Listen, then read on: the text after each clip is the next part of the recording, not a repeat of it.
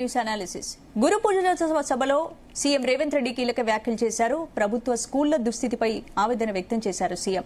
Private schools కంటే ప్రభుత్వ టీచర్లే ఎక్కువ విద్యావంతులు, సామాజిక బాధ్యత తెలిసిన వారన్నారు.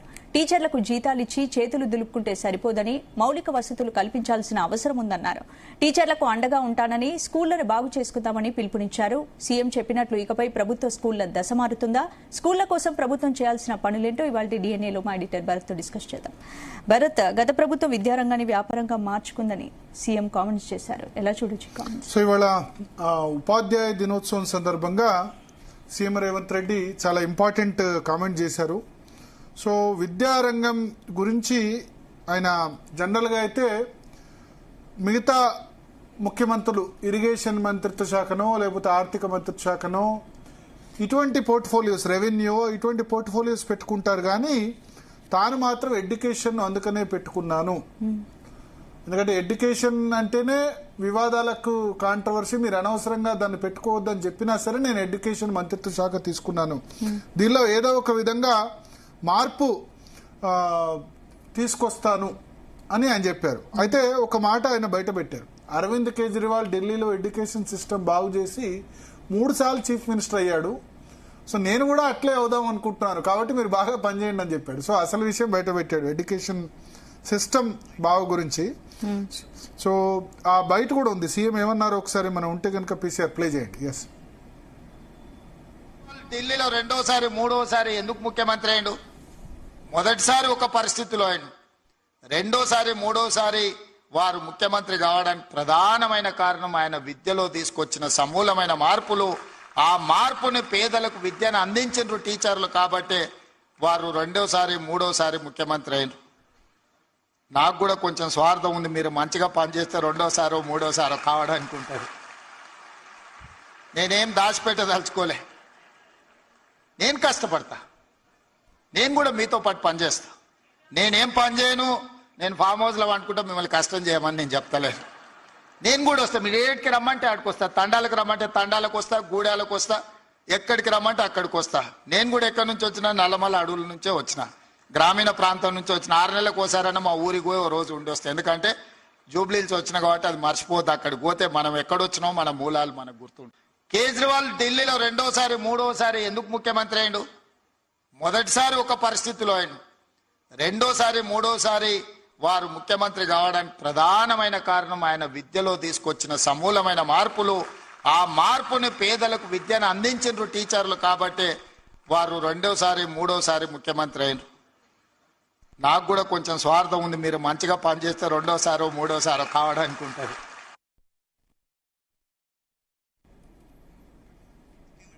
భరత్, వివాదాస్పద విద్యాశాఖను కూడా తీసుకోవద్దని తనకు చాలా మంది సూచించారని కూడా సీఎం కామెంట్ చేశారు. ఏంటి అంటే వెనుక మర్మం ఏంటి అసలు? సో ఆయన 2 కీలక శాఖలు, హోంశాఖ ఒకటి పెట్టుకున్నారు, విద్యాశాఖ అయితే నేను ఇవ్వను ఇంకా వేరే వాళ్ళకి అని చెప్తున్నారు. ఎందుకంటే ఒకటి ఇప్పుడు విద్యాశాఖకు సంబంధించి ఆయన దీనిలో అరవింద్ కేజ్రీవాల్ను ఒక ఇన్స్పిరేషన్గా తీసుకున్నట్టు మనకు ఆ బయట ద్వారా ఆయన మాట్లాడిన ద్వారా అర్థమవుతుంది. ఎడ్యుకేషన్, హెల్త్ ఇవి 2 కూడా ప్రభుత్వం ప్రజలకందరికీ ఫ్రీగా ఇవ్వాలన్నది చెప్పేది. బట్ కార్పొరేటీకరణ అయింది మన దగ్గర. ప్రభుత్వ స్కూళ్ళలో కంటే ప్రైవేట్ స్కూల్లోనే ఎక్కువ మంది చదువుతున్నారు. 24 లక్షల మంది పిల్లలు ప్రభుత్వ స్కూల్లో ఉంటే 34 లక్షల మంది ప్రైవేట్ స్కూల్స్లో ఉన్నారు. ప్రైవేట్ స్కూల్స్ తక్కువ ఉన్నాయి నిజానికి నెంబర్లో, కానీ దానిలోనే ఎక్కువ సంఖ్యలో స్టూడెంట్స్ చదువుతున్నారు. సో మాట్లాడదాం మనం, టీచర్ల సంఘాలు, యూనియన్స్ నేతలు అందరితో మాట్లాడదాం అసలు విద్యా వ్యవస్థ. ఎందుకంటే ఉపాధ్యాయ దినోత్సవం కాబట్టి ప్రభుత్వ విద్యా వ్యవస్థ మీద ఎట్లా దీనిలో మార్పులు తీసుకురావంటే ఎట్లా. ముందుగా ప్రైమరీ ఎడ్యుకేషన్ అంటే 10th క్లాస్ వరకు ఉన్న దాని గురించే స్పెసిఫిక్గా తీసుకొని మనం డిస్కస్ చేద్దాం. ఎందుకంటే మొన్న ఉస్మానియా యూనివర్సిటీ హైయర్ ఎడ్యుకేషన్ గురించి చర్చించాం. చర్చలో పాల్గొనేందుకు మనతో పాటు వెంకట్ గారు TSTF నుంచి ఉన్నారు. అదేవిధంగా తుమ్మ లచ్చిరామ్ గారు UTF నుంచి జాయిన్ అవుతారు. సదానంద గౌడ్ గారు కూడా UTF నుంచి జాయిన్ అయ్యారు. శ్రీపాల్ రెడ్డి గారు MLC కూడా PRTU నేత, ఆయన కూడా మరికాసేపట్లో జాయిన్ అవుతారు. ముందుగా సదానంద గౌడ్ గారు, సో ఇవాళ సీఎం చూసాం మనం, అరవింద్ కేజ్రీవాల్ లాగా నాకు కూడా 3 సార్లు సీఎం కావాలని ఉంది, దానికి మీరు పనిచేయండి నేను పనిచేస్తా అన్నారు. ఎక్కడ ప్రభుత్వ విద్యా వ్యవస్థలో లోపం ఉంది? ఎందుకు రాను ఎన్రోల్మెంట్ తగ్గుతుంది? ప్రభుత్వ స్కూళ్ళలో ఎన్రోల్మెంట్ తగ్గి ప్రైవేటు స్కూళ్ళలో వైపే ఎందుకు ప్రజలు మొగ్గు చూపుతున్నారు?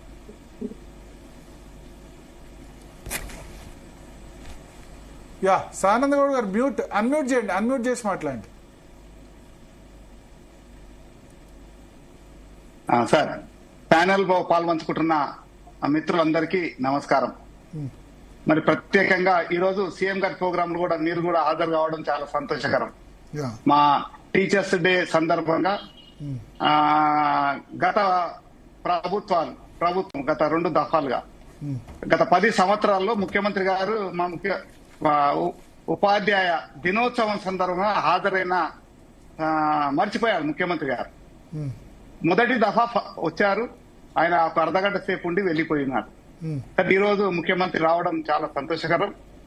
కానీ ముఖ్యమంత్రి మాట్లాడిన దాంట్లో వాస్తవ పరిస్థితులు విద్యాశాఖను నేనే ఉంచుకొని ఎన్రోల్మెంట్ పెంచడానికి ప్రయత్నం చేస్తున్నా అన్న సందర్భంలో ముఖ్యమంత్రి గారు ఈ ప్రభుత్వం వచ్చిన తర్వాత ప్రభుత్వ పాఠశాలలో విద్యార్థుల నమోదు గురించి చాలా ప్రయత్నం చేస్తున్న మాట వాస్తవం. కానీ ఇప్పటికి కూడా అనుకున్న ఫలితాలు సాధించలేకపోయాం, విఫలం చెందాం. మరి ప్రభుత్వం వచ్చిన తర్వాత పాఠశాలల్లో ఎన్రోల్మెంట్ కొరకు కొత్త విధానాలు తీసుకున్న పరిస్థితులు. మరి గత సెక్రటరీ గారు కొన్ని సూచనలు సలహాల మేరకు ప్రభుత్వం ముందుకు వెళ్ళింది. ప్రస్తుతం ఉన్న సెక్రటరీ గారు చాలా వినూత్నమైన ఆలోచనతో వెంటనే అమలు చేయాలా, వెంటనే ప్రభుత్వ పాఠశాలలో ఎన్రోల్మెంట్ జరిగిపోవాలా, ఈ నిమిషంలో ఏదో జరిగిపోతుందనే ఆలోచనతో ఈ విద్యాశాఖ కార్యదర్శి గారు ఉన్నారు. అది సాధ్యమయ్యే పరిస్థితి కాదు. మరి ప్రభుత్వము ఈ రోజు పాఠశాలకు ఉచిత కరెంట్ ఇవ్వడం, అదే విధంగా పాఠశాలలకు స్కావెంజర్స్ ఇవ్వడం, పాఠశాల మరమ్మతులకు కూడా డబ్బులు ఇవ్వడం ఇవంతా సంతోషకరం. కానీ ఉపాధ్యాయులుగా సమాజము, విద్యార్థుల తల్లిదండ్రులు ఇప్పటికి కూడా ప్రభుత్వ పాఠశాల పైన విశ్వాసంతో లేరు. కారణాలు 1, 2, 3గా మీరు చెప్పుకోవచ్చు. ఒకటి, మేము గ్రామాల్లో ఉండకపోవడం అనేది ఒకటి. రెండో అంశానికి వచ్చినట్లయితే మేము అంతా కూడా ఒకప్పుడు టీచర్స్ అంటే ఆ గ్రామంలో ఉండి ఆ విద్యార్థుల తల్లిదండ్రులతో సత్సంబంధాలు కొనసాగించే పరిస్థితి ఉండే. కానీ ప్రస్తుతం చాలా దూరంగా మేమంతా కూడా పట్టణాలలో ఉండి రోజు పాఠశాలకు వెళ్లి వస్తున్నాం. అదొకటి కూడా కారణంగా చెప్పవచ్చు. రెండవది, విద్యార్థుల పరిస్థితులు, వాళ్ళకున్న మెరుగైన విద్యార్థులందరినీ కూడా ప్రభుత్వము రకరకాల యాజమాన్యాల పేరుతో రెసిడెన్షియల్ పాఠశాలకు వాళ్ళందరికి కూడా పరీక్షలు పెడుతూ వాళ్ళందరినీ తీసుకువెళ్తున్నారు. మరి ప్రస్తుత పరిస్థితిలో ఇది చూడండి, మీరు ఎన్ని రకాల గురుకులాలు వచ్చాయో మీరు గమనించండి. అంటే ప్రభుత్వ పాఠశాలల్లో ఉన్న పిల్లలంతా కూడా ఈ అన్ని రకాలుగా ఏరివేయబడ్డ పిల్లలు మాత్రమే మా ప్రభుత్వ పాఠశాలలో ఉంటున్నారు. ఇంకప్పటికి కూడా ఈరోజు ప్రజలలో ఒక విశ్వాసం ఏంటంటే సోషల్ స్టేటస్ గా భావిస్తున్నారు. ఈరోజు మా పిల్లలు ఎట్టి పరిస్థితిలో ప్రభుత్వ కాదు ప్రైవేట్ పాఠశాలలో ఉండాలా, మా పిల్లవాడు రోజు బస్సు ఎక్కి వెళ్లిపోవాలా, అదే కోణంలో పిల్లవాళ్ళకి షూస్, టై కొంచెం స్టాండర్డ్ గా వాళ్ళు గమనించేటట్టుగా బాగా అందరికీ సమాజంలో మా పిల్లవాడు కూడా ఉన్నత స్థాయిలో చదువుకున్నట్టుగా కనిపించాలనే ఆలోచన ప్రభుత్వ ప్రజలలో కొంత జరుగుతుంది. ఇదంతా కూడా జరగాలంటే ఉన్న ఈ ముఖ్యమంత్రి గారి లాగా చర్యలు తీసుకున్న మాట వాస్తవం, ప్రయత్నాలు చేస్తున్న మాట వాస్తవం కాదు. ఒకటి 2 పాయింట్స్ సదానంద గౌడ్ గారు, ఇక్కడ టీచర్లు మీరు గ్రామీణ ప్రాంతాల్లో ఉండట్లేదు, దానివల్ల ఎన్రోల్మెంట్ తగ్గింది అని చెప్తున్నారు కదా. సో ఈ పాయింటే గతంలో నాకు తెలిసి ఆర్ఎస్ ప్రవీణ్ కుమార్ ఉన్నప్పుడు మా ఊరికి రండి అని ఒక 96లో ఉద్యమం చేశారు. చంద్రబాబు నాయుడు మా ఊరికి రండి అంటే గ్రామీణ ప్రాంతాల్లో నివాసం ఉండాలని నిబంధన తీసుకొచ్చినప్పుడు ఇన్ఫాక్ట్ ఆయన ముఖ్యమంత్రిగా 2004లో ఆయన వైదొలగడానికి ఓడిపోవడానికి అది కూడా ఒక కారణం, లోకల్గా నివాసం ఉండాలని నిబంధన. సో దీన్ని యాక్సెప్ట్ చేస్తారా విద్యా వ్యవస్థలో టీచర్స్? అంటే ఈ రోజున్న పరిస్థితిలో మండల్ హెడ్ క్వార్టర్ నుంచి అప్ అండ్ డౌన్ చేయడంలో ఇబ్బంది లేదు. 15-20 కిలోమీటర్లు చిన్న మండలాలు ఏర్పడ్డాయి, జిల్లాలు కూడా చాలా చిన్న జిల్లాలు ఏర్పడ్డాయి. కానీ మాకు విద్యార్థుల తండ్రులకు బాగా గ్యాప్ ఏర్పడుతుంది. కొంత పాఠశాలకు మేము ముందు వెళ్ళడం కానీ, పాఠశాల అయిపోయిన తర్వాత కొంత సమయం కేటాయించడం కానీ, ఆ విద్యార్థుల తల్లిదండ్రుల పరిస్థితులు ఒకప్పుడు మా పరిధిలో ఉంటుండే. అంటే వారి ఆరోగ్య పరిస్థితి ఎలా ఉంది, వాళ్ళ తల్లిదండ్రులు ఎలా ఉన్నారు, ఏదైనా సూచనలు సలహాలు ఉంటే మేము ఇచ్చేవాళ్ళం. కానీ ఆ కోణంలో మేము లేవు, ఇప్పుడు దూరంగా వెళ్ళిపోయాం. అంటే అసలు పేరెంట్స్ తో మేము నెల మీటింగ్ 100-150 కిలోమీటర్ల నుంచి అప్ అండ్ డౌన్ చేసే వాళ్ళు కూడా ఉన్నారు. అది హైదరాబాద్ చుట్టుపక్కల మీరు అన్న మాట వాస్తవం. ఎందుకంటే కార్ పూలింగ్, బస్సు పూలింగ్ పెట్టుకొని వెళ్లి వస్తున్నారు.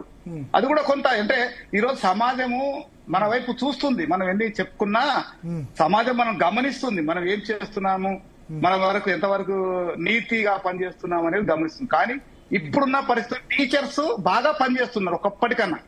2009 తర్వాత హై స్కూల్స్ కానీ ప్రైమరీ స్కూళ్లలో బోధనలో బాగా పనిచేస్తున్నారు. మరి క్వాలిటీ ఎడ్యుకేషన్ ఇస్తున్నారు. అయినప్పటికీ విద్యార్థుల తల్లిదండ్రుల్లో విశ్వాసం అనేది మేము మనసులో చూరవలేకపోతున్నాం. కారణం ఏంటంటే ఈరోజు లోకల్ లో వాళ్ళకు స్టేటస్ చూస్తారు.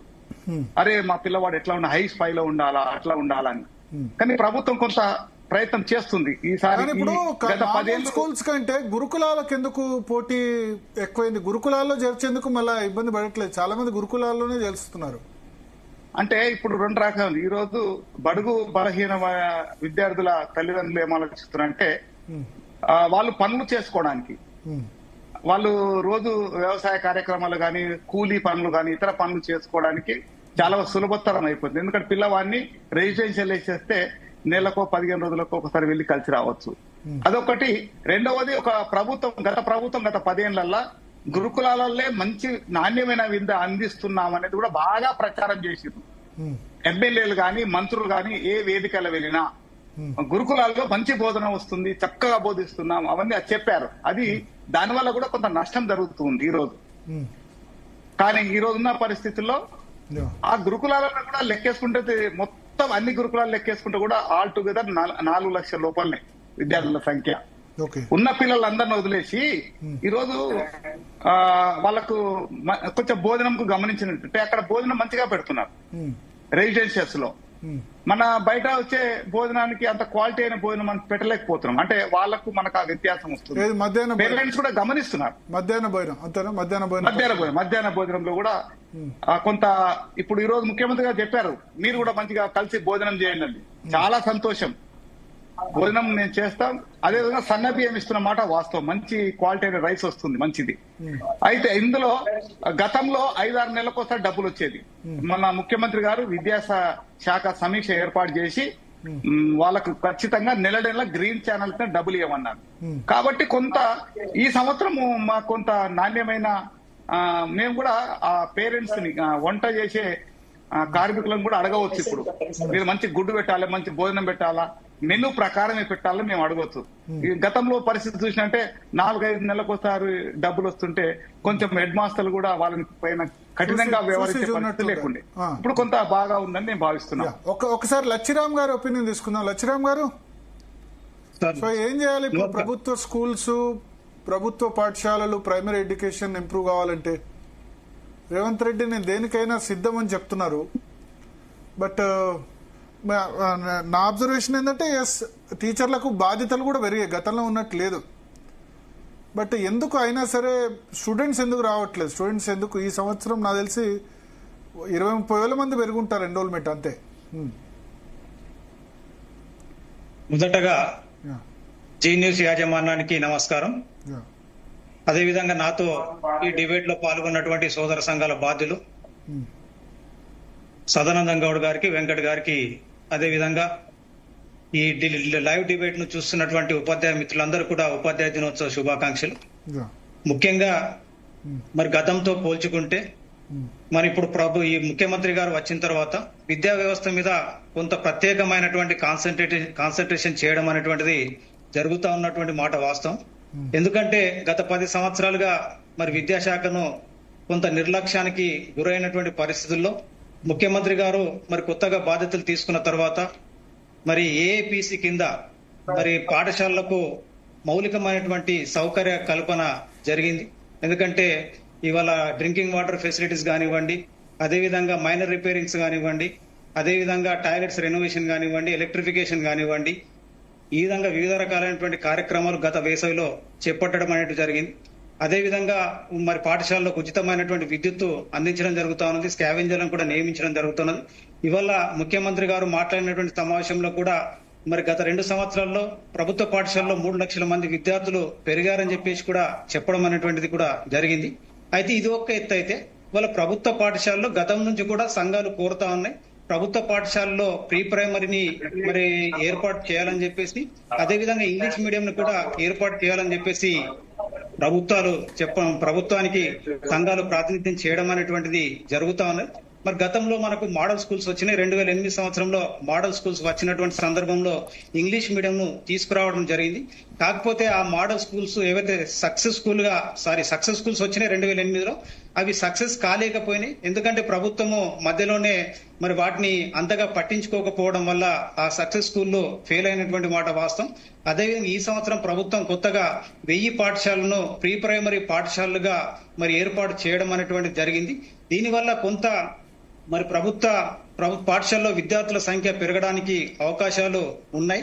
అయితే మనం దీన్ని చూసుకుంటే ఒకవేళ మరి వాళ్ళ ప్రభుత్వ పాఠశాలలో ఇంగ్లీషు మీడియాన్ని తీసుకురావడం వల్ల మరి విద్యార్థులు మరి ఎక్కువ మంది విద్యార్థులు ప్రభుత్వ పాఠశాలలో చేరుతారనేటువంటిది ఉద్దేశంతో ఆ రంగంగా ఇంగ్లీష్ మీడియం పాఠశాలను నెలకొల్పినటువంటి సందర్భంలో మరి ప్రభుత్వము కనీసమైనటువంటి అవగాహన లేకుండా ఇవాళ దాదాపు 30 సంవత్సరాలుగా మరి తెలుగు మీడియంలో బోధిస్తున్నటువంటి ఉపాధ్యాయుల చేత మరి ఇంగ్లీష్ మీడియంలో బోధించడం వల్ల మరి విద్యార్థులు కొంత అంతగా మరి ఇంగ్లీష్ మీడియంలో రాణించలేకపోతున్నారు. ప్రభుత్వము ప్రత్యేకంగా మరి ఇంగ్లీష్ మీడియం స్కూళ్లలో మనం ఒక 2-3 పద్ధతుల ద్వారా రిక్రూట్మెంట్ చేస్తే బాగుంటుండే. ఏదంటే ఇవాళ ఇంగ్లీష్ మీడియంలో చదివినటువంటి వాళ్ళను ఉపాధ్యాయులను నియమించడం, అదేవిధంగా మరి ప్రభుత్వ పాఠశాలలో ఇదివరకే పనిచేస్తున్నటువంటి ఉపాధ్యాయులు ఎవరైతే ఉన్నారో వాళ్ళు చాలా మంది కూడా ఇంగ్లీష్ మీడియం చదివినటువంటి వాళ్ళు ఉన్నారు. కాబట్టి వాళ్ళ నుంచి కూడా ఆప్షన్ తీసుకొని మరి ప్రభుత్వ పాఠశాలలో ఉన్నటువంటి ఇంగ్లీష్ మీడియంలో నియమించడం వల్ల కూడా కొంత ప్రయోజనం చేకూరుతుండే అని చెప్పేసి మేము అనుకుంటా ఉన్నాం.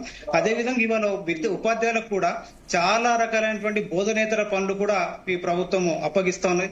చాలా రకాలైనటువంటి ఆన్లైన్ వర్క్స్ కూడా ఉండడం వల్ల మరి విద్యార్థుల మీద కాన్సన్ట్రేట్ చేయలేకపోతున్నాం. ఇవాళ పొద్దున పోతే మనము FRS అటెండెన్స్ తీసుకోవాలా, యూడెస్ క్లాస్ లెక్క తీసుకోవాలా, అదే విధంగా అపార్ జనరేషన్ తీసుకోవాలా, అదే విధంగా ఇవాళ టెక్స్ట్ బుక్స్ కానివ్వండి, అదేవిధంగా FA1 SA1 ఇవన్నీ కూడా ఆన్లైన్ లో అప్లోడ్ చేయాలా. ఇవాళ సింగిల్ టీచర్ ఉన్నటువంటి పాఠశాలలో మొత్తం ఈ పనులకే సరిపోతున్నటువంటి పరిస్థితులు ఉన్నాయి. కాబట్టి ఆయన విద్య మీద కాన్సన్ట్రేషన్ చేయలేకపోతా ఉన్నాడు. కాబట్టి ఇవాళ మేము కోరేది ఏంటంటే ప్రతి ప్రాథమిక పాఠశాలలో తరగతి గదికు ఒక ఉపాధ్యాయుడు ఉన్నప్పుడు మాత్రమే మరి విద్యా బోధన అనేటువంటి సక్రమంగా జరుగుతాయని చెప్పేసి మేము అనుకుంటా ఉన్నాం. ఎందుకంటే ఇవాళ మరి పీపుల్ టీచర్ రేషియో కూడా అశాస్త్రీయమైనటువంటి పద్ధతిలో ఉన్నది. ఇవాళ 20 మంది విద్యార్థుల వరకు ఒక టీచర్, అదేవిధంగా 21 నుంచి 60 వరకు 2 టీచర్లు అన్నారు. మరి 60 మంది విద్యార్థులకు 2 టీచర్లు ఏ విధంగా బోధిస్తారో మరి అర్థం కాలేనటువంటి పరిస్థితులు ఉన్నాయి. ఇవాళ మనం అదే కొన్ని చోట్ల సరే మీరు అది చెప్తున్నారు కానీ 60 మంది ఉన్నా, 70 మంది ఉన్నా, 100 మంది ఉన్నా కానీ ప్రతి సబ్జెక్టు కు ఒక టీచర్ ఉంటారు. కానీ ప్రాథమిక పాఠశాలలో ఆ రకంగా లేదు. కాబట్టి ఇవాళ పీపుల్ టీచర్ రేషియో కూడా తగ్గించాల్సినటువంటి అవసరం ఉన్నది. కాబట్టి 60 మంది విద్యార్థులు ఉంటే ఖచ్చితంగా ఆ పాఠశాలలో PSHM తో పాటు ప్రతి తరగతికి ఒక ఉపాధ్యాయుడు ఉన్నప్పుడే విద్యార్థులకు సక్రమమైనటువంటి విద్య అందుతాయని చెప్పేసి కూడా తెలియజేస్తుంది. అదే విధంగా ఇవాళ ముఖ్యమంత్రి గారు కొత్తగా బాధ్యతలు తీసుకున్న తర్వాత మనకు ఒకటి ఏంటంటే శుభసూచకము, ప్రతి మండలానికి ఒక విద్యాధికారి వచ్చాడు. గతంలో అయితే దాదాపు 4 మండలాలు, 5 మండలాలు, 8 మండలాలు కూడా ఒక విద్యాశాఖ అధికారి ఉండడం వల్ల సరైనటువంటి పర్యవేక్షణ జరగలేదు. కానీ ఇవాళ ప్రభుత్వం కొత్తగా ఏర్పడిన తర్వాత MNO సిస్టమ్ తీసుకొచ్చింది. మండల్ నోడల్ ఆఫీసర్లను ఏర్పాటు చేయడం, ఆ మండల్ నోడల్ ఆఫీసర్లను మరి MOలుగా మరి కన్వర్ట్ చేయడం వల్ల ఇవాళ కొంతవరకు అయితే సూపర్విజన్ పెరిగిందని చెప్పి చెప్పుకోవచ్చు. మరింత మనం రెగ్యులర్ ప్రాతిపదికన MOలను నియమించాల్సినటువంటి అవసరం ఉంది. అదే విధంగా పై లెవెల్లో మరి సూపర్విజన్ అనేటువంటిది మరి చాలా తగ్గిపోయింది. ఇవాళ డిప్టీఓ సిస్టమ్ అనేటువంటిది లేకుండా పోయింది. ఇవాళ ఉన్నటువంటి డిప్టీఓలు అందరూ కూడా మరి ఇన్ఛార్జ్ డిఓలుగా పనిచేయడం వల్ల ఆ వ్యవస్థలో మరి డిప్టీఓ లేకుండా పోయింది. కాబట్టి డిప్టీఓ వ్యవస్థ ఉండాలి. ఎందుకంటే మీకు అందరికీ కూడా తెలుసు ఇవాళ కామన్ సర్వీస్ రూల్స్ అనేటువంటిది మరి కోర్టులలో నానడం వల్ల ఇవాళ ఉపాధ్యాయులకు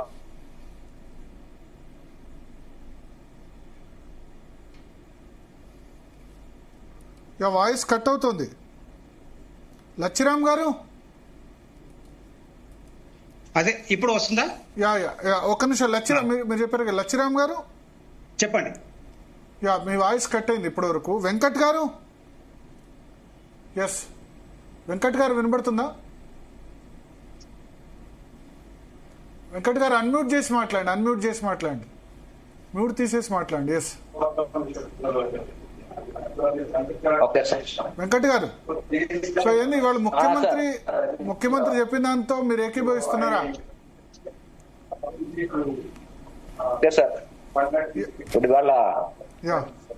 టీవీలో చూస్తూ మాట్లాడకండి, డైరెక్ట్ గా మాట్లాడండి. లైవ్ డిబేట్ లో ఉన్న మిత్రులకు అలాగే తెలుగు ప్రేక్షకులకు అందరికీ కూడా నమస్కారాలు, అట్లాగే ఉపాధ్యాయ దినోత్సవ శుభాకాంక్షలు. ముఖ్యమంత్రి గారు చెప్పినట్టుగా ఈరోజు తీసుకున్న అంశం కూడా చాలా కీలకమైన చర్చ జరుగుతూ ఉంది. ఎందుకు ప్రభుత్వ పాఠశాలల్లో విద్యార్థుల నమోదు పెరగట్లేదు అనేది చర్చ జరుగుతూ ఉంది. ఇందాక మిత్రులు మాట్లాడుతూ కొన్ని అంశాలు చెప్పారు, వాటిలో కొన్నిటితో ఏకీభవిస్తూనే ఇక్కడ మనం విద్యను ప్రభుత్వాలు చెప్తాయి, మనం చెప్తాం, సమాజం కూడా చూడాల్సింది. ఇవాళ పెట్టే పెట్టుబడి భవిష్యత్ తరాలకు వనరు. ఇవాళ ప్రభుత్వం తీసుకునే నిర్ణయాల వల్ల ఇవాళనే విద్యార్థులు పెరగాలని ఆశించడం అత్యాశ అవుతుంది. గత 10 ఏళ్లలో విద్యారంగానికి జరిగిన విధ్వంసాన్ని తీసుకున్నప్పుడు ప్రభుత్వ పాఠశాలల పట్ల ప్రజలకు నమ్మకం పోవడానికి, ఉపాధ్యాయుల పనితీరును నిందించే క్రమములో ప్రభుత్వం తన బాధ్యతను విస్మరించడంతో ప్రభుత్వ పాఠశాలలకు ప్రజలకు మధ్య ఒక ఆఘాతం ఏర్పడ్డదనేది నేను చెప్పదలుచుకున్నాను. అందుకని గత 10 ఏళ్లలో జరిగిన విధ్వంసం నుండి ప్రజలు ప్రభుత్వ పాఠశాలల విశ్వాసం పెరగాలంటే ఇవాళ ఈ ప్రభుత్వం వచ్చిన తర్వాత కొన్ని సానుకూల దృక్పథంతో తీసుకుంటున్న నిర్ణయాలను స్వాగతిస్తూనే ఇంకా తీసుకోవాల్సిన నిర్ణయాలను కూడా ప్రభుత్వం ఆలోచించాల్సిన అవసరం. అయితే ఇక్కడ దురదృష్టం ఏంటంటే ముఖ్యమంత్రి గారిలో ఎంత మేర కోరికున్నా దాన్ని కింది స్థాయిలోకి తీసుకొచ్చే క్రమంలో ఇందాక పెద్దలు సదానంద్ గౌడ్ గారు చెప్పినట్టు కిందిగా తీసుకొచ్చే సందర్భంలో విద్యాశాఖకు వచ్చే అధికారులందరూ కూడా తమ ట్రేడ్ మార్కును రూపొందించుకోవడం కోసం ప్రయత్నాలు చేస్తున్నారే తప్ప వాస్తవమైన పరిస్థితులకు అనుగుణంగా ఉపాధ్యాయ సంఘాలతోటి లేదా సమాజంలో ఉండే పరిస్థితులను అంచనా వేసి ఒక పాలసీని డిజైన్ చేయడం లేదు. అందువల్ల ప్రభుత్వ పాఠశాలల్లో చదవాలనుకున్న పిల్లలకు, తల్లిదండ్రులకు కూడా ఇంకా వాటి మీద నమ్మకం కలగడం లేదు. రెండో వైపు ప్రభుత్వం చేస్తున్న తప్పిదం ఏంటంటే మనం గవర్నమెంట్ స్కూళ్ళని ఎంత స్ట్రెంథెనింగ్ చేస్తున్నాం అనే దానికంటే దానికి ప్యారలల్ గా మనమే ఇంకో సిస్టమ్ ను ఎంకరేజ్ చేస్తున్నప్పుడు ప్రభుత్వం ఏ వ్యవస్థ ఎంకరేజ్ చేస్తుందో ఆ వ్యవస్థ వైపే ప్రజల అటెన్షన్ కూడా ఉంటది. ఇవాళ కార్పొరేట్ స్కూళ్లకు ధీటుగా ప్రభుత్వ స్కూళ్లను మారుస్తామంటున్నారు. ఏ ప్రభుత్వ స్కూళ్లను మారుస్తున్నారు మీరు? ఇవాళ గురుకులాలు పెట్టారు, ఆ ప్రభుత్వం కులానికో గురుకులం పెట్టింది, అది ఏ ప్రయోజనాల కోసం పెట్టిందో మనకు అర్థమైంది. కానీ ఇవాళ ఈ ప్రభుత్వం చూస్తే ఆ గురుకులాలకు బదులు ఇంటిగ్రేటెడ్ గురుకులాలు అంటున్నారు. ఇంటిగ్రేటెడ్ గురుకులాలని కోట్లాది రూపాయలు అక్కడ పెడుతున్నారు. నేను చెప్పదలుచుకుంది ఏంటంటే మెజారిటీ పిల్లలు ఆధారపడే జిల్లా చెట్టు ప్రభుత్వ స్కూళ్లను కాదని కొంతమందికి కొన్ని 5 లక్షల మంది పిల్లలకు ప్రయోజనం చేకూర్చే గురుకులాల మీద ప్రభుత్వాలు కేంద్రీకరిస్తున్నప్పుడు పేరెంట్ అటెన్షన్ కూడా ఆటోమేటిక్ గా గురుకులాల వైపే ఉంటుంది. గురుకులాల్లో నాణ్యమైన విద్య అందుతుందని ప్రభుత్వ వ్యవస్థనే అయినా ప్రభుత్వ సంస్థలో అందుతుంది అనుకున్నప్పుడు జిల్లా పరిషత్ గవర్నమెంట్ స్కూళ్లలో ఎందుకు ఆ విశ్వాసం కోల్పోతున్నారంటే ఇది ప్రభుత్వాలు ప్రోత్సహించే విధానాల్లో కూడా మార్పు రావాల్సిన అవసరం ఉంది. ప్రభుత్వాలు కూడా ఆలోచించాల్సింది ఏంటంటే మేము చెప్తున్నాం దానికి ప్రత్యామ్నాయం. ఇలా జిల్లా పరిషత్ స్కూళ్లలో ఇంగ్లీష్ లేదు పెట్టారు, ఎల్కేజీ యూకేజీ లేదు గవర్నమెంట్ స్కూళ్లలో పెట్టమన్నాం, కొన్ని చోట్ల ప్రయోగాత్మకంగా 1000 పాఠశాలలు అన్నారు. భవిష్యత్తులో అది ఇంకా పెరగాల్సిన అవసరం ఉంది. కానీ ఇప్పటికే ప్రజల మైండ్ సెట్ మారిపోయిన తర్వాత మనం తీసుకునే సంస్కరణల వల్ల వెంటనే ఫలితాలు వస్తాయని ఆశించడం పొరపాటు అవుతుంది. కాబట్టి ఇప్పటికి కూడా నేను చెప్పేది ఏంటంటే గురుకులాలు పెట్టారు, కొంతమంది క్వాలిటీ ఎడ్యుకేషన్ కోసం మీరు ఉపయోగించుకుంటే ఇబ్బంది లేదు. కానీ ఇవాళ ఉన్న ప్రభుత్వ స్కూళ్లను కూడా సెమీ గురుకులాలుగా మార్చాలి. అంటే ఉదయం పూట అల్పాహారం పెట్టడం, తర్వాత మధ్యాహ్నం భోజనం ఇస్తున్నారు, సాయంత్రం మ్యాథ్స్ ఇవ్వడం, పిల్లల్ని ఎంగేజ్ చేయడం. ఇందాక మనం మిత్రులు మాట్లాడుతూ కూడా చెప్పారు, పేరెంట్స్ ఎందుకు ప్రైవేట్ స్కూళ్ల వైపు ఆసక్తి చూపుతున్నారు అంటే క్వాలిటీ ఎడ్యుకేషన్ కోసం కానే కాదండి. నేను ఫీల్డ్ ఎక్స్పీరియన్స్ గా చెప్తున్నాను, నా ప్రాక్టికల్ అనుభవంతో నేను చెప్తున్నాను. పిల్లలు ప్రైవేట్ స్కూళ్లకు పంపేది నాణ్యమైన విద్య కోసం కాదు, వాళ్ళు తమ పనులను చేసుకునే టైంలో పిల్లలు తనకు దూరంగా ఉండకుండా ఒక ఎంగేజ్ అవ్వాలి పిల్లడు అనే భావనతో పెంపుతున్న పేరెంట్స్ ఎక్కువ మంది ఉన్నారు ఇవాళ. అందుకే గ్రామీణ ప్రాంతాల నుంచి ఆటోలలో పెడుతున్న వాళ్ళు ఏంటంటే పొద్దున 8 గంటలకు పిల్లడు ఇంట్లోకి వెళ్తే సాయంత్రం 5 వరకు ఇంటికి వస్తున్నాడు. వీళ్ళ పని టైంలో పిల్లడు బడిలో ఉంటున్నాడు. ఆ ఎంగేజ్ స్కూల్లో కనుక ఇవ్వగలిగితే. ఒక నిమిషం, ప్రభుత్వ టీచర్ల వర్కింగ్ అవర్స్ పెంచితే మరి మీరు ఒప్పుకుంటారా? మరి 8 to 5 అంటే సాధ్యం అవుతుందా? వర్కింగ్ అవర్స్ కాదు, మేము దానికి ఆల్టర్నేట్ కూడా పెట్టాము. 2014లో కొత్త ప్రభుత్వం వచ్చిన తర్వాత ఆల్టర్నేట్ ఆ డాక్యుమెంట్ ఇచ్చాం మేము యూటీఎఫ్ పక్షాన. ఆ ఇచ్చిన దాంట్లో ఏం చెప్పామంటే గ్రామంలోనే ఉండే యువకుల్ని పొద్దున్న 8 గంటలకు నుంచి 9:30 మధ్యలో టిఫిన్ కానీ ఇట్లాంటి వాటి మెయింటైన్ చేయాలి. టీచర్ టైం టేబుల్ టీచర్ కు ఉన్నా ఆ తర్వాత ఉన్న టైంలో లేదు. టీచర్స్ లో కూడా కొన్ని మార్పులు ఉన్నాయి. నేను పనిచేసిన ఒక ఎగ్జాంపుల్ చెప్తాను టైం ఇస్తే. నేను పనిచేసిన స్కూల్లో నేను చేసిన ప్రయోగం, రోజు టీచరు ఒక్కొక్క ఉండి సాయంత్రం హోంవర్క్ చేయిస్తే నా దగ్గర ఉన్న పిల్లలు 190 పిల్లలు 6 ఆటోలలో ప్రైవేట్ స్కూల్ పోలే వాళ్ళు తిరిగి నా బడిలో జాయిన్ అయ్యారు. అంటే ఇట్లాంటి ప్రయోగాలు కూడా చేస్తున్న టీచర్లు ఉన్నారు, లేరని కాదు.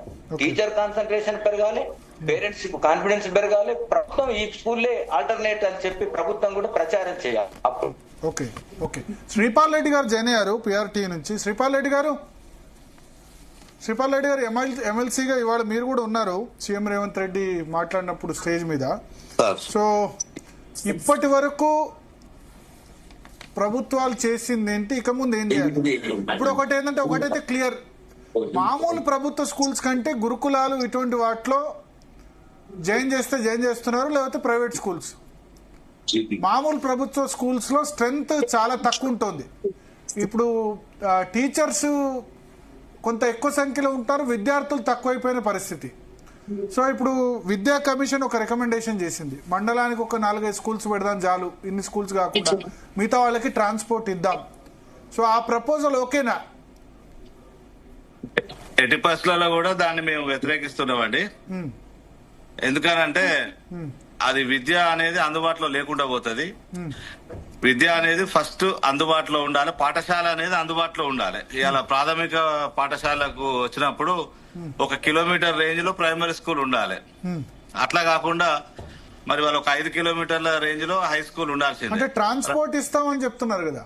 చిన్న పిల్లలు ట్రాన్స్పోర్ట్ తో ఎట్లా వెళ్తారండి? అది ప్రైవేట్ స్కూల్స్ అదే జరుగుతుంది. 3 సంవత్సరాల పిల్లలు మీరు హైదరాబాద్ లో చూడండి. హైదరాబాద్ లో అసలు 3 సంవత్సరాల పిల్లలు ఓకే, బట్ 5-6 సంవత్సరాల పిల్లలు హైదరాబాద్ లో ప్రతి ఒక్కళ్ళు బస్సులే ఎక్కుతున్నారు. ఈవెన్ పల్లెటూరులో కూడా ఆటోల్లో ప్రైవేట్ స్కూల్లో పంపిస్తున్నారు. ఆటోలో పంపిస్తున్నారు సార్, పంపిస్తున్నారు కానీ అట్లా ఎంతమంది పంపగలుగుతారు? మొత్తం ఎంతమంది? ట్రాన్స్పోర్ట్ ఖర్చు ప్రభుత్వం భరిస్తుంది, ట్రాన్స్పోర్ట్ ప్రభుత్వం చూసుకుంటుంది. ఒక ట్రాన్స్పోర్ట్ మాత్రమే ఉండదు సార్ దీంట్లో. ఇవాళ ఆటో ఎక్కించినామంటే అక్కడ విద్యార్థి దిగిండు అంటే అది సరిపోదు. ఎందుకంటే ప్రైమరీ స్కూల్ 1వ తరగతి కానీ 2వ తరగతి కానీ విద్యార్థులు ఉంటే అక్కడ దిగిన తర్వాత అక్కడ వారికి అన్నం ఎవరు తినిపించాలి? వాళ్ళకి అవన్నీ ఎవరు చూడాల్సి ఉంటది. కాబట్టి అట్లాంటి ఆలోచన ప్రభుత్వం. హై స్కూల్స్ సరే, ప్రైమరీ కాకుండా హై స్కూల్ కు మండలానికి 1-2 గట్టిగా పెట్టి, అంటే స్ట్రెంగ్త్ మంచిగా ఉండి టీచర్స్ అన్ని ఫెసిలిటీస్, దానిలో ప్లే గ్రౌండ్, ప్రాక్టికల్స్, లైబ్రరీ ఇటువంటివన్నీ పెట్టి మండలానికి 2-3 గట్టి హై స్కూల్స్ పెడితే 6th 7th క్లాస్ తర్వాత. ఇప్పుడు సార్ ఇక్కడ జరిగేది ఏంటంటే మనం అన్ని హై స్కూల్స్ స్ట్రెంథెన్ చేయాలి సార్. ఏదో మండలానికి ఒకటి కొత్తగా పెడతామనే అవసరం. స్కూల్స్ ఉన్నాయి, ఉన్న స్కూళ్లను స్ట్రెంథెన్ చేయాలి. ఇప్పుడు మన విద్యా వ్యవస్థ మొత్తం ఎందుకు ఈ విధంగా వెనుకకి వెళ్ళిపోతుందంటే మనం ఎప్పుడు కూడా ఒక 20 సంవత్సరాలు వెనక ఉంటున్నాం. మనకంటే ఏం కావాలనో అది ప్రొవైడ్ చేసేసరికి ఒక 20 సంవత్సరాలు ఆలస్యం అవుతుంది. ఇవాళ నేను ఒక జిల్లా అధ్యక్షునిగా ఉండి 2003-2006 ఆ ప్రాంతంలో ఎప్పటికి స్టేట్మెంట్ ఏమిచ్చేదంటే 3 సంవత్సరాలకు అడ్మిషన్ ఇవ్వాలి, ఇంగ్లీష్ మీడియం ప్రవేశపెట్టాలని మా డిమాండ్ ఉండే సార్. అది ఇన్ని సంవత్సరాలకు ఇప్పుడు మొట్టమొదట ఈ సంవత్సరం అది కూడా ఒక 1000 స్కూళ్ళకి ఇచ్చారు. ఇది 2003 సంవత్సరంలో 2000 సంవత్సరంలోనూ ఈ 3 years కి అడ్మిషన్ ఇచ్చుంటే, ఇంగ్లీష్ మీడియం ఆ రోజే ప్రవేశపెట్టుంటే ఇవాళ ప్రభుత్వ పాఠశాలలో స్ట్రెంత్ ఈ విధంగా తక్కువ ఉండేది కాదు. మరి ఇవాళ మనం లేట్ అయినాం. ఇవాళ లేట్ అయ్యేపటికని ఇవాళ ఈ ఇబ్బంది ఎదుర్కొంటున్నాం. అంతేకాకుండా ఇవాళ ఏఐ అంటున్నారు. ఇవాళ అభివృద్ధి చెందిన దేశాలన్నీ కూడా ఇవాళ టీచర్ కు రిప్లేస్ అనేది లేదు. ఇవాళ మళ్ళా ఏదైతే హ్యాండ్ రైటింగ్ ఉందో, కాపీ దిద్దడం ఉందో, స్లేట్ ఉందో, అవన్నీ కూడా మళ్ళా ఇంప్లిమెంట్ చేయడానికి ఇవాళ చాలా అభివృద్ధి చెందిన దేశాలు ముందుకొస్తా ఉన్న క్రమంలో ఇవాళ మనం ఏఐ కోసం పోతా ఉన్నాం. అంటే మళ్ళా ఒక బ్యాక్ స్టెప్పే అదేమో అడ్వాన్స్ అనుకుంటుంది కానీ ప్రభుత్వం అది కూడా ఒక రకమైనటువంటి బ్యాక్ స్టెప్పే. ఇవాళ కొన్ని గ్రామాలలో అంటే కేవలం ఒక 1000 పాఠశాలల్లో 3 సంవత్సరాలకు అడ్మిషన్ ఇచ్చి మిగతా స్కూళ్లలో లేకపోవడం అనేది ఒకే రాష్ట్రంలో 2 విధాల ఉండడం అనేది కరెక్ట్ కాదు. ఉంటే ఒకటే రూల్ ఉండాలి. ఇవాళ ఒకవేళ 3 సంవత్సరాలకు అడ్మిషన్ అనేది పేరెంట్ యొక్క డిమాండ్, దాన్ని ఇలా ప్రభుత్వం ఫుల్ఫిల్ చేయట్లేదు. కాబట్టి ఇలా 3 సంవత్సరాలు కాగానే బడికి పంపాలనుకుంటుండు, ఏదో ఒక ప్రైవేట్ స్కూల్లోకి ఇలా విద్యార్థిని పంపుతా ఉన్నాడు. ఇప్పుడు అక్కడ ఎందుకంటే మనకు అక్కడనే దెబ్బ పడ్డది. ఇక గురుకులాలకు వచ్చేసరికి ఏమైతుందంటే గురుకులాలలో ఎల్కేజీ యూకేజీ ప్రాబ్లం లేదు. అక్కడ ఏమైనా కూడా 6వ తరగతి నుంచే గురుకులాలు ఉన్నాయి. 6వ తరగతికి వచ్చే వరకు అక్కడ ఇంగ్లీష్ మీడియం విద్య వస్తుంది. దాంతో పాటుగా మరి వాళ్ళ ఫ్రీగా 3 పూటల భోజనం, అది కూడా మరి మంచి భోజనం అది ప్రొవైడ్ చేస్తున్నారు.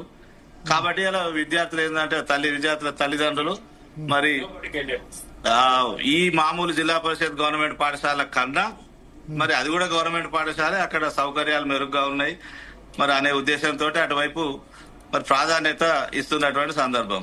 కాబట్టి గురుకులాలు ఉంటే ఉండనియండి, కానీ ఇవాళ ప్రతి ఆవాసంలో పాఠశాల ఉండదు. ఎందుకంటే ఒకసారి ఆ పాఠశాల ఆవాసంలో పోతే మళ్ళీ దాన్ని నెలకొల్పడం కష్టం, మళ్ళీ డ్రాప్ అవుట్స్ మొదలైతాయి. ఇవన్నీ కూడా ఇప్పుడు ప్రభుత్వం ఏదైతే ఆలోచన అంటే మీరు చెప్తున్న దాని ప్రకారం ఒక స్కూల్ ఏర్పాటు చేయడం, మండలంలో 2 స్కూల్ ఏర్పాటు చేయడం. ఎందుకంటే మరి మండలానికి ఇప్పుడు ఆల్రెడీ గురుకులాలు ఉన్నాయి, దానికి బిల్డింగ్స్ లేవు. మళ్ళా కొత్త తీసుకొచ్చి ఇప్పుడు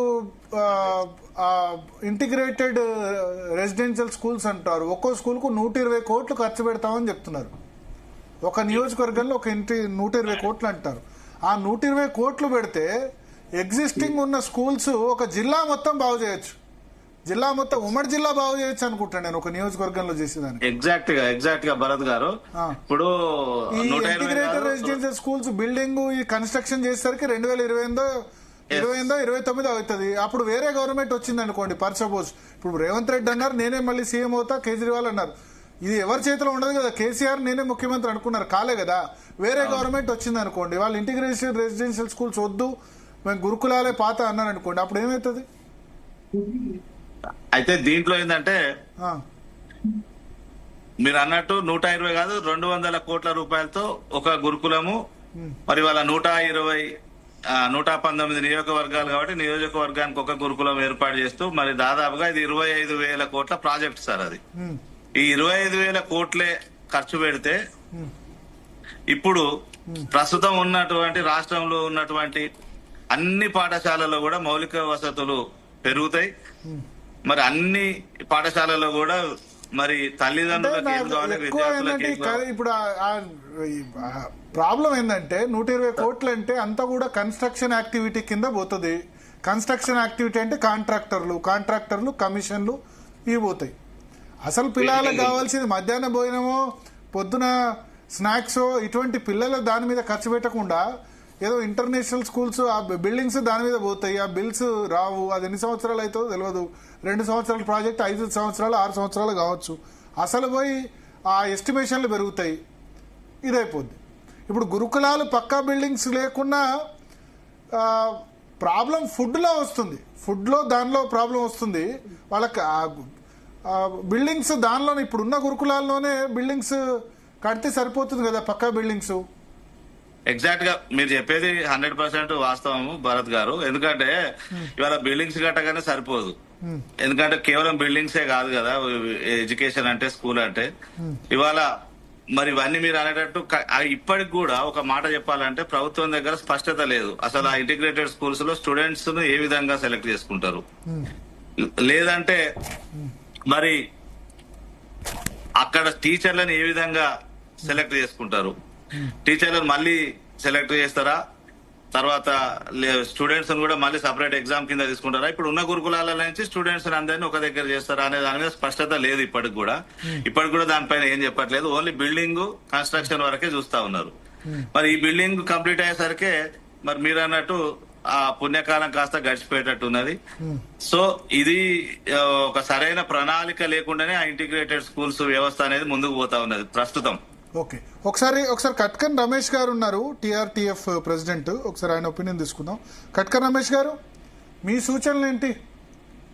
ఇప్పుడు విద్యా వ్యవస్థ, ప్రాథమిక విద్యా వ్యవస్థ బాగుపడాలంటే, ప్రాథమిక విద్య బాగుపడాలంటే ప్రాథమిక పాఠశాలకు ప్రభుత్వం నిధులు ఎక్కువ కేటాయించాల్సిన అవసరం ఉంది. ఇప్పుడు అధికారులు కూడా ఏం చేస్తారంటే 10వ తరగతి మీదనే కాన్సన్ట్రేషన్ ఉంది, కానీ ఈ సంవత్సరం మాత్రమే కొంత ప్రాథమిక పాఠశాల పైన కాన్సన్ట్రేషన్ పెరిగింది. 1వ తరగతి నుంచి 5వ తరగతి వరకు ప్రాథమిక పాఠశాలలు అనుకుంటే 1వ తరగతిలో విద్యార్థుల చేరికకు సంబంధించి ఉన్న ఇబ్బందులను ఈ రాష్ట్ర ప్రభుత్వం పరిగణలోకి తీసుకుంది. ఆకునూరి మురళీ గారి కమిషన్ అంటే ఒక విద్యా కమిషన్ వేసినటువంటి సందర్భం ఈ రాష్ట్రంలో మనం చూస్తున్నాం. అంటే ఒక మంచి పరిణామం.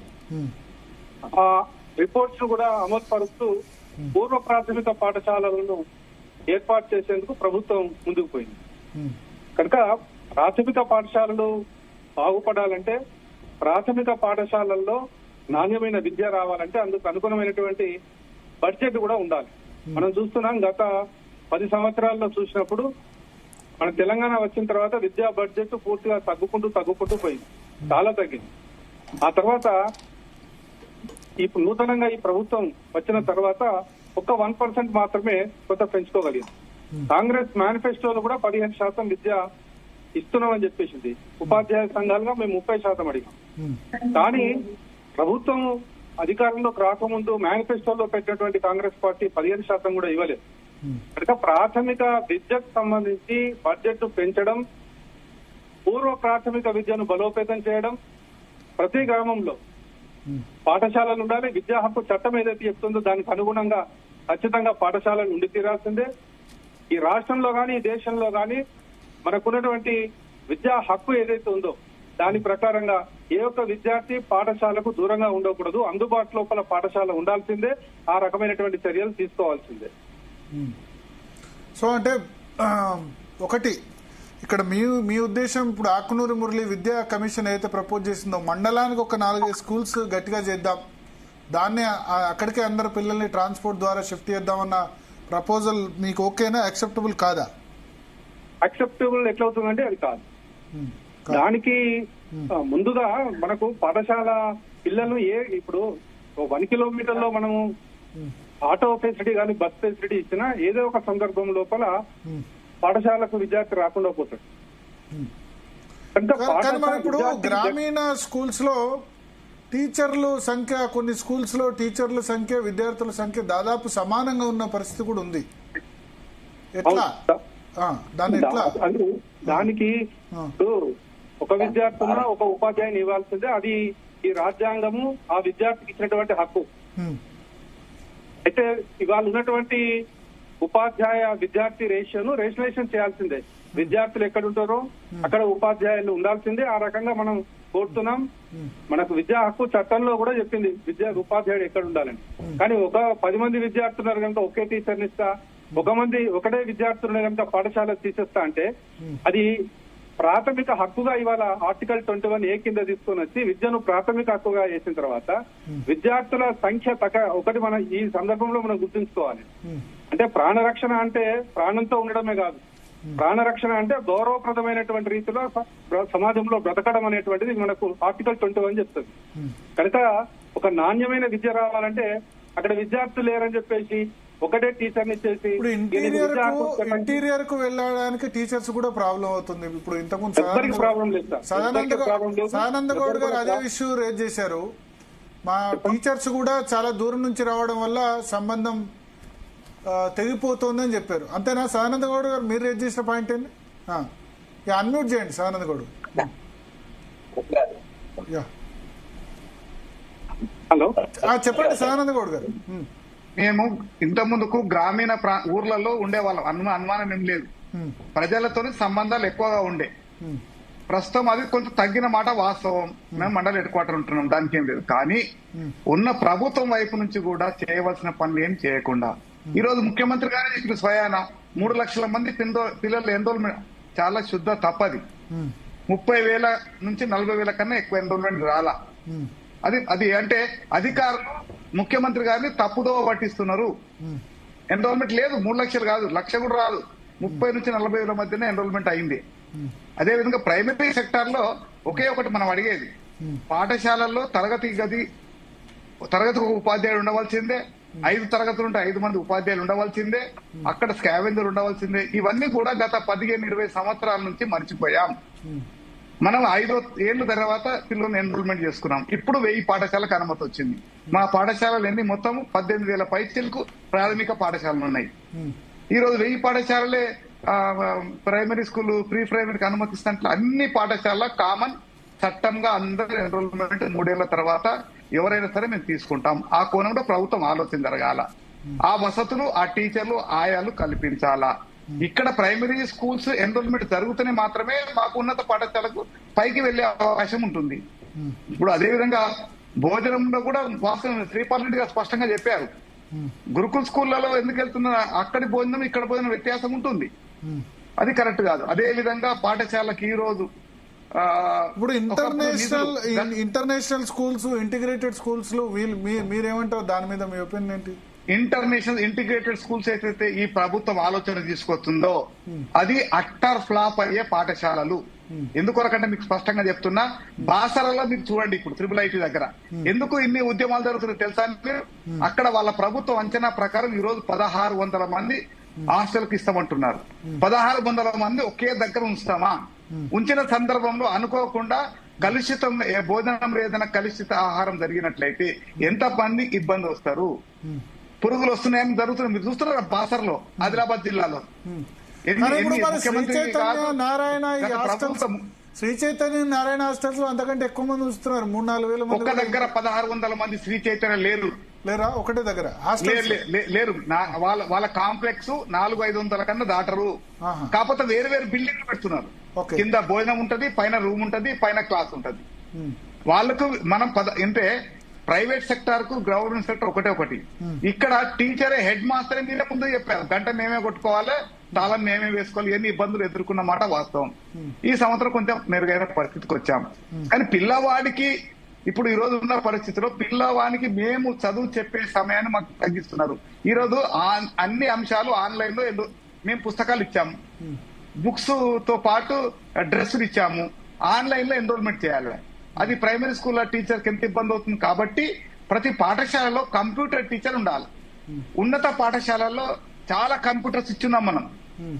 1000 స్కూల్ పథకం కింద ఇచ్చాము, 500,000 పథకం కింద స్కూల్ కంప్యూటర్స్ ఇచ్చాము.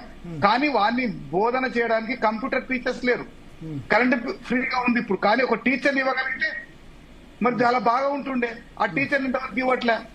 అదేవిధంగా క్రాఫ్ట్ టీచర్స్ మేమంతా చేస్తున్నాం. క్రాఫ్ట్, డ్రాయింగ్ ఆ పోస్ట్ అన్ని తీసేశారు. ఇప్పుడు ఇంటర్నేషనల్ స్కూళ్ళలో క్రాఫ్ట్, డ్రాయింగ్ ఉన్నది కదా, మరి ఉన్న వ్యవస్థను ఎందుకు రిక్రూట్మెంట్ చేయట్లేదు?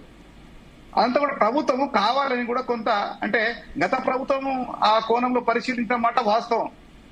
ఎన్ని మంత్రి గారి దగ్గర ఎన్ని మాట్లాడినా గతంలో ఏం చేసినా ఫలితం జరగలేదు. కానీ ఈ ప్రభుత్వం కొంత జరుగుతుంది. కానీ ఇప్పటికి కూడా అధికారులు ప్రభుత్వాన్ని ఓపెన్ గా చెప్పగలగాల. ఇవాళ ఆకులూరి మురళి గారు మండలంలో 1, 2, 3 పాఠశాలలు చేస్తే బాగుందని చెప్తున్నారు. అది పట్టణానికి ఏదో అక్కడక్కడ చెప్పొచ్చు, కానీ గ్రామీణ ప్రాంతాల్లో అది సాధ్యమయ్యే పని కాదు. గ్రామీణ ప్రాంతాల్లో ఇప్పుడు టీచర్ ఒక టీచర్ని పెట్టి 60-50 మందికి బోధించు, 40 మందికి బోధించు అంటే కాదు. తరగతి గది ఒకటి పెట్టండి, ఒక 2 సంవత్సరాలు 3 సంవత్సరాలు ప్రయోగాత్మకంగా పరిశీలిద్దాం. మండలంలో 10 పాఠశాలలు చూద్దాం. ఆ రకంగా ఆ కోణంలో పరిశీలించలేదు. ఎంతసేపటికి ఈ రోజు SCRT ఉంది, NCRT నేషనల్ ఉంది, SCRT రాష్ట్రం ఉంది. SCRT వాళ్ళు ఏం చేస్తున్నారు టీచర్ కు అంటే, వేసవి సెలవుల్లో మొన్న శిక్షణ ఇచ్చారు మాకు అందరికి, 1,00,000 మంది టీచర్లకు ట్రైనింగ్ ఇచ్చారు. కానీ ఇప్పుడున్న పరిస్థితి చెప్పన్నా, వాళ్ళు తరగతికి ఎదుగు వెళ్తే SCRT వాళ్ళు చేసే పని ఏంటంటే, నువ్వు 3వ పాఠంలో సోషల్ చెప్తున్నా, 3వ పాఠంలో 7వ పేజీ బోధించు, మరుసటి రోజు 8వ పేజీ బోధించు, ఈ రకంగానే బోధించు, ఇవే బోధించు, ఈ రకంగానే బోధన అభ్యసనం చేయండి. ఇలాంటివి తప్పుడు SCRT నిర్ణయాలు. రకరకాల ఇబ్బందులు ఈ SCRT వాళ్ళు కూడా ఉపాధ్యాయుల మీద. ఎంతసేపటికి పర్యవేక్షణకు వచ్చే అధికారులు రెగ్యులర్ అధికారులు లేరు, డిప్టీ ఎడ్యుకేషనల్ ఆఫీసర్ లేరు. రెగ్యులర్ ఎంఈఓ లేదు. వచ్చే పాఠశాలలో ఫలితాలని కానీ విద్యార్థుల బోధనా ప్రక్రియని పరిశీలించడానికి వచ్చే వాళ్ళు మా టీచర్లే. ఆ టీచర్లు వచ్చేవాళ్ళు ఈ రోజు ఒక ఆయన ఎంఈఓ గారు వస్తారు, మండల విద్యాధికారి. ఆయన ఎఫ్ఎల్ఎన్ ఇలా చేసినవా, ఇది బోధించినవా అని ఈ రోజు అడిగిపోతారు. మరుసటి రోజు 2 రోజుల తర్వాత ఇంకొక టీం వస్తుంది, ఆ టీచర్లకు సంబంధించిన ఒక ముగ్గురు, ఆయన ఇంకో రకంగా బోధించమని చెప్తున్నాడు. ఆ తర్వాత ఇంకొక డిప్టీ స్థాయి అధికారులు వేరే వాళ్ళు వచ్చిండ్రు, మీరు ఇలా కాదు బోధించే, ఇలా బోధించాలి. టీచర్ ని ఓపెన్ గా, ఒకప్పుడు పెద్ద బాల శిక్ష చదువుకున్న టీచర్ 10వ తరగతి లెక్కలు బోధించిన సంఘటనలు కోకొలలు. అసలు టీచర్ని బోధిస్తలే, బోధనకు వినియోగించకుండా రకరకాల ఇతర పనులకు అప్పగిస్తున్నారే. తను ఎంతసేపటికి లెసన్ ప్లాన్ ఇలా రాయాలా, అలా రాయాలా, ఎలా రాయాలో. నేను బీఈడి చేసి వచ్చిన, ఎంఈడి చేసి వచ్చిన. ఈరోజు ముఖ్యమంత్రి కూడా చెప్పారు స్పష్టంగా, మా teacher qualified, MA, MEd, BSc, BEd అని చెప్పారు కదా. ఇక ఇంత క్వాలిఫైడ్ మాకు ఇవన్నీ ఈ ఎస్సీఆర్టీ వాళ్ళు కూడా వ్యవస్థ నాశనం చేయడానికి ఉన్నట్టుగా మేము భావిస్తున్నాం. ఒకవేళ మంచి ఫలితాల వైపు కాకుండా వాళ్ళ సొంతంగా వాళ్ళ కార్యక్రమాలను ముందుకు తీసుకుపోవడానికి, అక్కడ డిప్యుటేషన్ల పైన పనిచేస్తున్న ఉపాధ్యాయులకు వాళ్ళకి పని కల్పించుకోవడానికి ఈ రకంగా చేస్తూ విద్యా వ్యవస్థను కొంచెం అవునన్నా కాదన్నా నాశనానికే వాళ్ళు ఉన్నట్టుగా మేము గమనిస్తున్నాం. శ్రీపాల్ రెడ్డి గారు, శ్రీపాల్ రెడ్డి గారు ఉన్నారా? లేనట్టు సార్. శ్రీపాల్ రెడ్డి గారు వినబడుతుందా? కట్కన్ రమేష్ గారు, చెప్పండి సార్. నాన్ టీచింగ్ యాక్టివిటీస్ సంబంధించి చాలా వరకు నాకు తెలిసి సుప్రీంకోర్టు జడ్జిమెంట్ కూడా ఉంది నాన్ టీచింగ్ యాక్టివిటీస్ లో పార్టిసిపేషన్ సంబంధించి, టీచర్స్ సంబంధించి. బట్ మొన్న సమగ్ర కుటుంబ సర్వేలో అయితే మీరు పాల్గొనాల్సి వచ్చింది. సో అది ఎంతవరకు ఇంపాక్ట్ చూపిస్తుంది నాన్ టీచింగ్ యాక్టివిటీస్? నేను 2 అంశాలు ఇంతకుముందు ఒక ప్రశ్న అడిగారు, ఉపాధ్యాయుడు ఎక్కడ ఉండాలని ఒక ప్రశ్న. అక్కడి నుంచి మళ్ళీ డిస్కషన్ అయింది. రెండవది ఏంటంటే నాన్ టీచింగ్ యాక్టివిటీస్ ఉపాధ్యాయునికి ఇవ్వడం అనేది. అంటే మొదటి ప్రశ్న నన్ను అడిగిన సందర్భంలో, గతంలో రహదారులు లేనటువంటి సందర్భంలో, సైకిళ్ల మీదనో ఎడ్ల బండ మీదనో పోయిన సందర్భంలో, రోడ్లు సరిగ్గా లేని సందర్భంలో ఉపాధ్యాయుడు అక్కడే ఉండాలి, అక్కడే పనిచేయాలి లేకుంటే అనేటువంటిది ఉంది. దాన్ని మా ఊరికి రండి, మా ఊరిలో ఉండండి అనేటువంటి మీరు ఇంతకుముందు చెప్పారు ఆర్ఎస్ ప్రవీణ్ కుమార్ గారు అప్పుడు చేసినటువంటి. మేము అప్పుడు ఉపాధ్యాయ సంఘాలుగా, అది నేను ఇవాళ రాష్ట్ర అధ్యక్షుడు కావచ్చు కానీ ఆ రోజు నేను కరీంనగర్ జిల్లా అధ్యక్షునిగా ఒక సంఘానికి పనిచేశాను. చాలా గట్టిగా అప్పుడు ప్రభుత్వం దగ్గర ప్రతిపాదన పెట్టాం. ఉన్నటువంటి దూరం ఎంత, ఆ రోజు వెనకట అంటే ప్రాచీన కాలంలో మనం చేరుకోవాలంటే ఎంత ఇబ్బంది అయింది. ఆ గ్రామంలో ఒక ఉపాధ్యాయుడే ఉత్తరం చదివేవాడు, ఉత్తరం రాసేవాడు. అసలు అక్కడ రేడియో ఉంటే ఒక గ్రామ సర్పంచ్ తన గ్రామ పంచాయత్ ఆఫీస్ లోపల ఒక మైక్ ఉంటే తప్ప వార్తలు వినని పరిస్థితి. ఆ రోజు నుంచి టెక్నికల్ గా ఇంత అభివృద్ధి చెందినటువంటి రోడ్డు రవాణా లేకుంటే వాహనాలు అయిన సందర్భం లోపల ఇక్కడే ఉండాల్సినటువంటి సందర్భం లేదని ఒక ప్రతిపాదనలు ఇచ్చాం. ఆ ప్రతిపాదనను ప్రభుత్వం పరిశీలించి ఆ రోజు దాన్ని అవసరం లేదు, ఉపాధ్యాయుడు పోగలుగుతాడు, ఏ ఉద్యోగైనా పోగలుగుతాడు, ఇన్ టైంలో ఉండడం అనేటువంటిది కరెక్ట్ అనేటువంటిది. ఎందుకంటే ఒక ఉద్యోగం కూడా ఒక ఇంటికి లేకుండా ఈ రోజు భార్యాభర్తలు కూడా ఉద్యోగం చేస్తున్నారు, ఇంట్లో పిల్లలు కూడా చేస్తున్నారు. కుటుంబాలన్నీ అక్కడ ఇక్కడ ఉండే పరిస్థితి లేదు. కుటుంబం హ్యాపీగా ఉండి తన ఉద్యోగ ధర్మానికి సకాలంలో పోయినాడు, తప్పకుండా తన విద్యుత్ ధర్మాన్ని తరగతి గదిలో ఉపాధ్యాయుడు గాని ఒక ఉద్యోగాన్ని నెరవేరుస్తారనేటువంటి ఆనాటి మా యొక్క లేఖలను ప్రభుత్వం పరిశీలన చేసుకుని దాన్ని మినాయించింది. ఇప్పుడు కూడా చెప్తున్నాం, ఖచ్చితంగా ఉపాధ్యాయుడు ప్రేయర్ కన్నా ముందుండాలి, తర్వాత పాఠశాల అయిపోయిన తర్వాత అంతవరకు అక్కడే ఉండాలి. ఇప్పుడు ఎఫ్ఆర్ఎస్ కూడా తీసుకొని వచ్చింది, ఎక్కడికి పోయేందుకు వీలు లేదు. కనుక ఉపాధ్యాయుడు చేరుకోగలిగితే సరిపోతుంది తప్ప అక్కడే ఉండాలనేటువంటిది ఇప్పుడు అంతగా అవసరం లేనటువంటి విషయం. ఇవాళ న్యూస్ కానీ, ఇవాళ వార్తలు, ఇవాళ పత్రికా ప్రపంచం పూర్తిగా తెలిసిపోయింది. ఉపాధ్యాయుడే గతంలో చెప్పాల్సిన పరిస్థితి వాళ్ళ గ్రామాల్లో, విలేజ్లలో లేదు. అదొక పరిస్థితి. రెండోది నాన్ టీచింగ్. అంటే టీచర్ని ఏం చేశారంటే టీచర్ని ఒక క్లర్క్ గా చేసేసారు. పొద్దున లేవగానే ఎఫ్ఆర్ఎస్ తీసుకోగానే మధ్యాహ్న భోజనం, ఆ లెక్కలు, తర్వాత రిజిస్టర్స్ రాయడం, ఇవన్నీ కూడాను ఉపాధ్యాయుని తర్వాత పేపర్లు తయారు చేయడం, ఇప్పుడు ఎఫ్ని చెప్తూ ప్రతిది ఒక్కటి కూడా అంటే ఉపాధ్యాయుని బోధనకు దూరం చేసే విధానం ప్రక్రియ ఇవాళ జరుగుతుంది. దాని నుంచి బయటకు రావాల్సిన అవసరం సందర్భం కూడా ఉంది. ఇంతకుముందు ప్రజలు చెప్తున్నాడు ఎస్సీఆర్టీ ఏం చేయాలి, ఎస్సీఆర్టీ విద్యా బోధన ఎట్లా ఉండాలి, పుస్తకాలు ఎట్లా ఉండాలి అనేది ఒక శిక్షణ ఇవ్వాలి.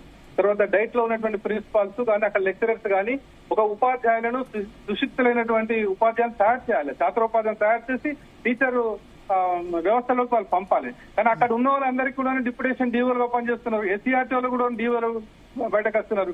డీఓలుగా విద్యాక్షేత్రాన్ని పరిశీలన చేస్తున్నారు. ఉపాధ్యాయుడు ఎట్లా బోధిస్తున్నారో చేస్తున్నాడు. మీరు చేయాల్సినటువంటి పాఠ్య పుస్తకాల్లో మీరు సరిగా ఉండటం లేదు.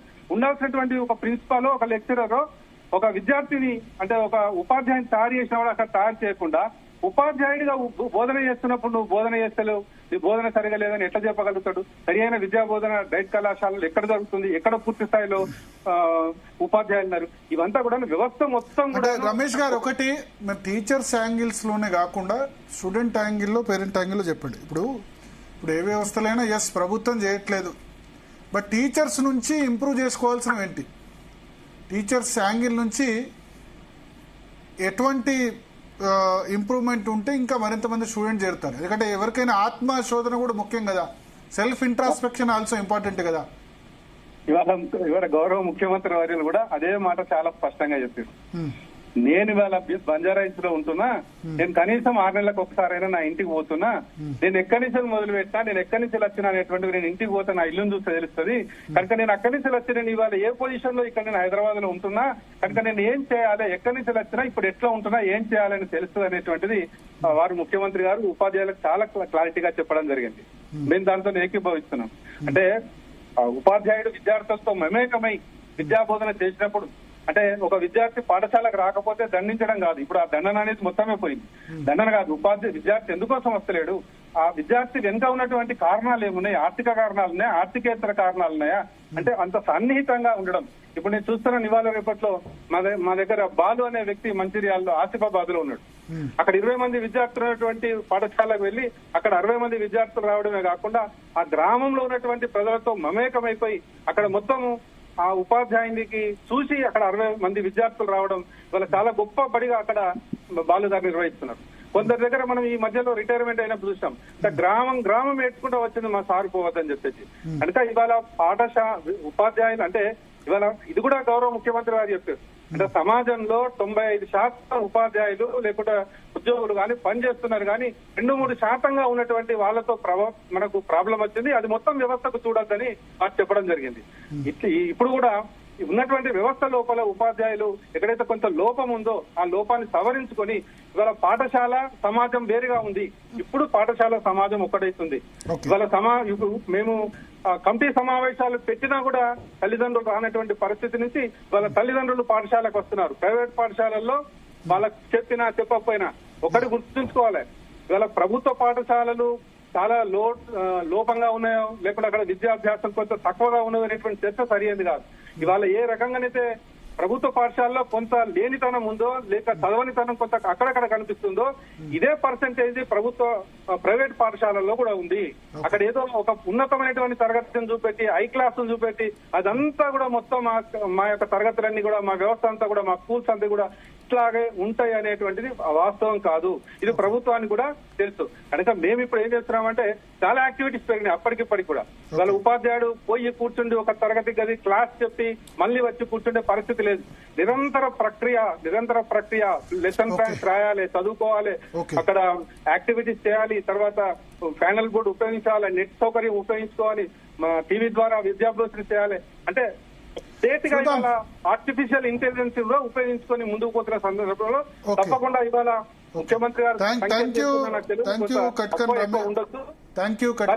ఈ విద్యార్థుల సంఖ్య ప్రభుత్వ పాఠశాలలో భవిష్యత్తులో పెరుగుతుంది. ఒక్కటి మాత్రం చెప్పగలుగుతారు, నాకునూరు మురళి గారిని వారి విద్యా కమిషన్ గా పెట్టుకున్నారంటేనే మనం అర్థం చేసుకోవాలి. మురళి గారు చాలా స్పష్టంగా చెప్తారు, అవసరం అనుకుంటే ఈ ప్రభుత్వం పైన ఆయన తప్పంటే తప్పని 10 మంది లోపల ఎత్తేస్తాడు. అయినా కూడా ఈ ప్రభుత్వానికి మంచి జరగాలనే ఒకవేళ ఆయన వ్యతిరేకంగా రిపోర్ట్ ఇచ్చినా ఓర్చుకునే శక్తి ఈ ప్రభుత్వానికి ఉన్నది కనుకనే ఇవాళ విద్యా కమిషన్ పెట్టుకుని ముందుకు పోతున్నారని మేము భావిస్తున్నాం. థ్యాంక్ యూ కట్కన్ రమేష్ గారు, సదానంద గౌడ్ గారు, లచ్చిరామ్ గారు, అదేవిధంగా వెంకట్ గారు, శ్రీపాల్ రెడ్డి గారు. సో మొత్తానికి స్పందన ఒకటి, ప్రాథమిక విద్య గురించి ఇవాళ స్పెసిఫిక్గా మనం డిస్కస్ చేసింది ఉపాధ్యాయ దినోత్సవం సందర్భంగా. ప్రభుత్వాలన్నీ కూడా ఒకళ్ళు గురుకులాలంటే ఇంకోళ్ళు ఇంటిగ్రేటెడ్ స్కూల్స్ అంటున్నాయి, కానీ మామూలుగా ఉండే స్కూల్స్ ఎందుకంటే ఇప్పుడు ముఖ్యమంత్రి రేవంత్ రెడ్డి అయినా లేకపోతే ఇంతకుముందు ముఖ్యమంత్రి తెలంగాణ తొలి ముఖ్యమంత్రి కేసీఆర్ అయినా వాళ్ళంతా చదువుకుంది సాధారణ బళ్ళు కదా. దాన్ని ఇంప్రూవ్ చేయకుండా గురుకులాలని ఇంటిగ్రేటెడ్ స్కూల్స్ అని వాటికి ఏమంటే ఆకాశానికి నిచ్చెనలు వేస్తున్నారు. ఇప్పుడు కేజ్రీవాల్ ఢిల్లీలో ఉన్న ఎగ్జిస్టింగ్ స్కూల్స్ని ఇంప్రూవ్ చేశాడా, అక్కడ గురుకులాలు పెట్టాడా? ఉన్న స్కూల్స్నే ఇంప్రూవ్ చేశాడు కదా. ఎడ్యుకేషన్ ఢిల్లీలో ఎందుకు బాగుపడ్డది? సరే, గురుకులాలు ఆల్రెడీ ఏర్పాటు చేశారు, దాని మీద ప్రజలు ఎక్కువ మొగ్గు చూపిస్తున్నారు. దాదాపు 3-4 లక్షల మందికి పైగా విద్యార్థులు గురుకులాలు చదువుతున్నారు.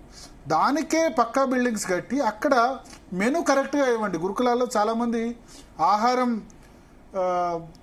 కల్తీకి గురయ్యి ఎంతమంది సఫర్ అవుతున్నారు మనం చూస్తున్నాం. ముఖ్యమంత్రి సొంత జిల్లాలో జరిగింది, వాటిలో జరిగింది. ఫస్ట్ ఆ నిధుల్ని రిలీజ్ చేయండి. అది కాకుండా ఇంటిగ్రేటెడ్ స్కూల్స్ అని ఇప్పుడు ఒక స్కీమ్, ఒక్కో నియోజకవర్గంలో 120 కోట్లు పెట్టి ఆ 120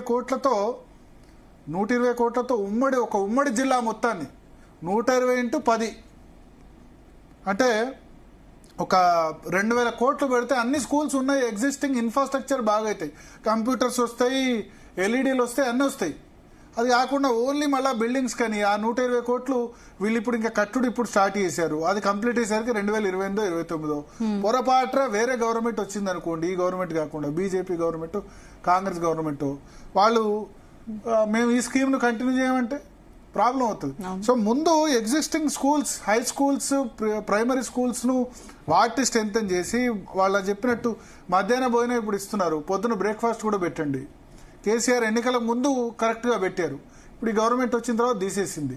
సో ఇట్లా వాళ్ళు పెట్టిన బ్రేక్ఫాస్ట్ స్కీమ్ నే ఈ గవర్నమెంట్ తీసేసింది. అంటే నెక్స్ట్ వాళ్ళ గవర్నమెంట్ వస్తే మీరు ఇంటిగ్రేటెడ్ స్కూల్స్ మాకు సంబంధం లేదని వాళ్ళు దాన్ని ఆపేస్తే సో ఎటు కాకుండా పోతాయి.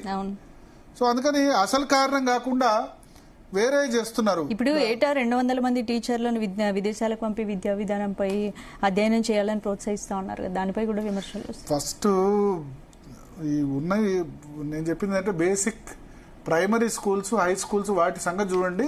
ఆల్రెడీ గురుకులాల వ్యవస్థ ఏర్పడ్డది కాబట్టి 4 లక్షల మంది విద్యార్థులు చదువుతున్నారు కాబట్టి దాన్ని ఇగ్నోర్ చేయలేరు కాబట్టి వాటికి పక్కా భవనాలు కట్టించండి. ఒక్కో గురుకులానికి ఒకటే స్కూల్కు 120 కోట్ల ఖర్చు బదులు ఆ నియోజకవర్గంలో ఉన్న 100 స్కూల్స్ కు 1 కోటి ఖర్చు పెట్టండి చాలు. ఒక నియోజకవర్గంలో 120 కోట్లు ఖర్చు పెడుతున్నారు కదా, ఆ నియోజకవర్గంలో ఉన్న 100 స్కూల్స్ ను 1 కోటి ఖర్చు పెట్టండి, ఎంత అద్భుతమైన రిజల్ట్ వస్తుందో చూడండి. ఇవన్నీ ఏంటంటే ఈ 120 కోట్ల మొత్తం కన్స్ట్రక్షన్ కాస్ట్ పోతుంది, కాంట్రాక్టర్లు ఆ 120 కోట్లు 30-40 కోట్లు కాంట్రాక్టర్లు పోతాయి, కమిషన్లు పోతాయి. జరిగేది ఇది. అల్టిమేట్ గా పిల్లలకు మంచి ఫుడ్ కావాలి, బ్రేక్ఫాస్ట్ కావాలి, లంచ్ కావాలి, ఈవినింగ్ స్నాక్స్ కావాలి. అవసరమైతే మా గురుకులాల్లో ఉన్న వాళ్ళకి మంచి ఫుడ్ పెట్టండి, మంచి మెనూ పెట్టండి. తర్వాత ఉన్న స్కూల్స్ ను ఏదో పెద్ద రాజసం ఒట్టిపడేలా నిర్మాణాలు కాదు, నార్మల్ గా మంచి కన్స్ట్రక్షన్ చేయండి, లీకేజ్లు కాకుండా అవి చూడండి. ఉన్న స్కూల్స్ లో టాయిలెట్ క్లీన్ చేసే వాళ్ళని పెట్టండి, అటెండర్లను పెట్టండి. ఇవన్నీ చేయకుండా ఏదేదో చేస్తామంటే ఆకాశాన్ని నిచ్చెన వేస్తామంటే అది కరెక్ట్ కాదని నా opinion. Right. Okay, next topic discuss చేసే ముందు డిఎన్ఏలో షార్ట్ బ్రేక్ తీసుకుందాం. స్టేట్